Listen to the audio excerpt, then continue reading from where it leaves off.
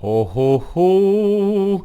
Silverstone this weekend, ladies and gentlemen. This could be a huge one for Ferrari. A 1-2 possibly on the cards for Sainz and Leclerc. Carlos Sainz won last year. Can he do it again? They've even had new upgrades for Austria, and the upgrades are designed to give them more stability in high-speed bends. And guess what we have at Silverstone?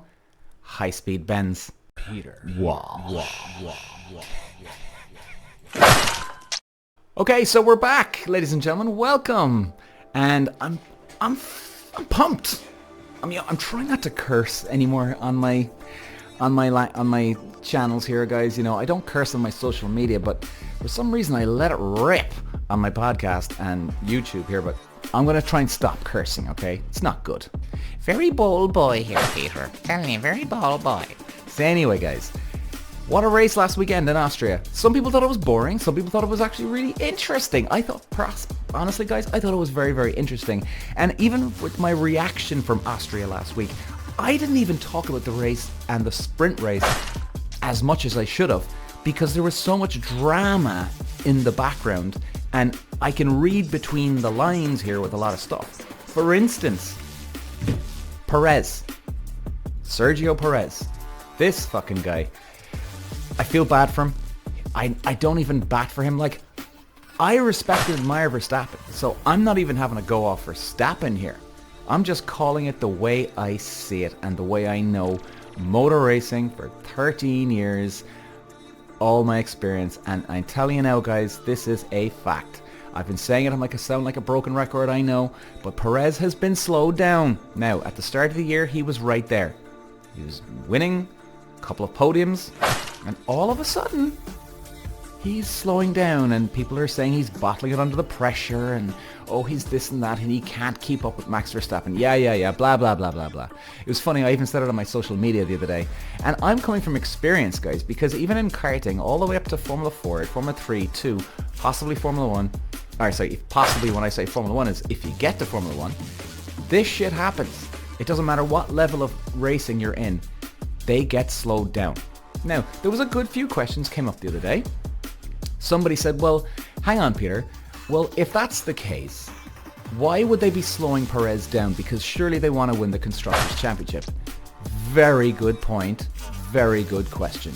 Now, I'll tell you why this is happening.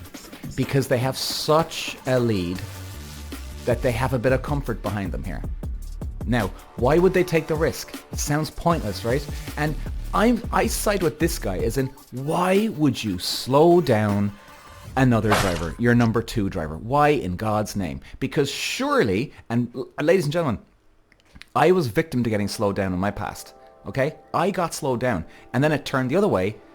I was the number 1, and the other guy was slowed down sometimes. So it worked both ways, and if anything, I'd be agreeing with this guy more because I'm a driver, I want to win, right? I want the best equipment. Why are you slowing me down? So I understand exactly where people are coming from on this one.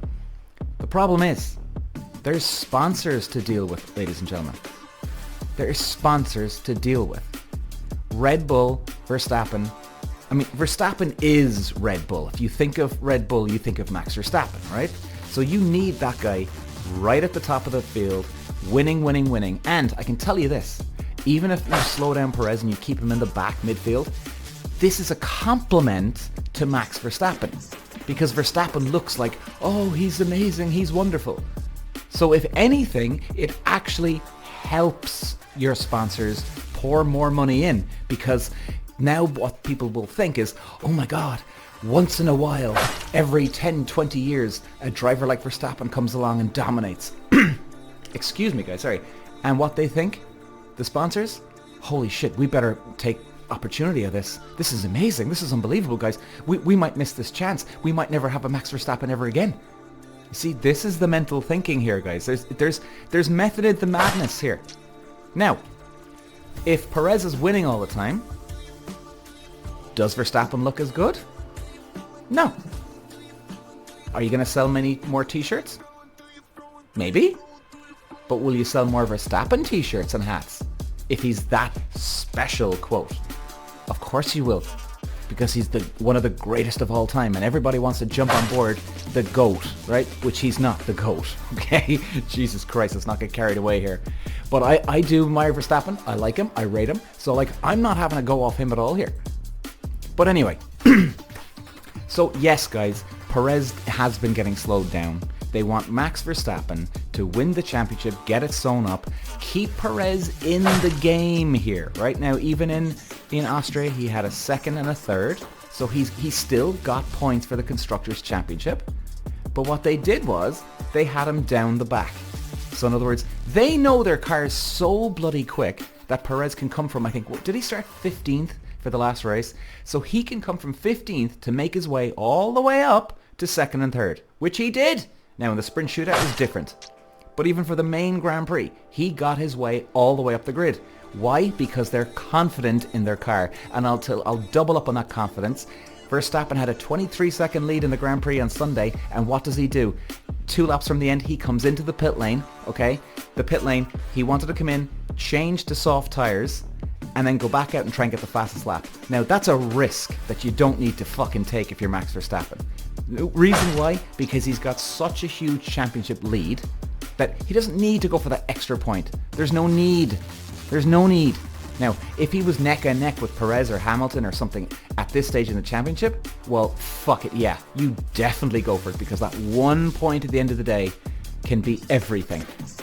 But he has no need to be in a position to do this type of thing.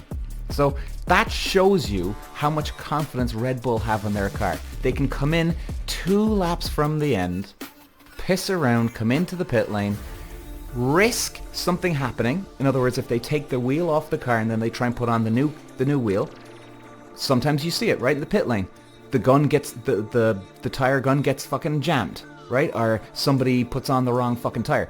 Something can happen, go wrong in the pit lane. So he chose to risk that because they're so goddamn confident. Do you see where I'm going here?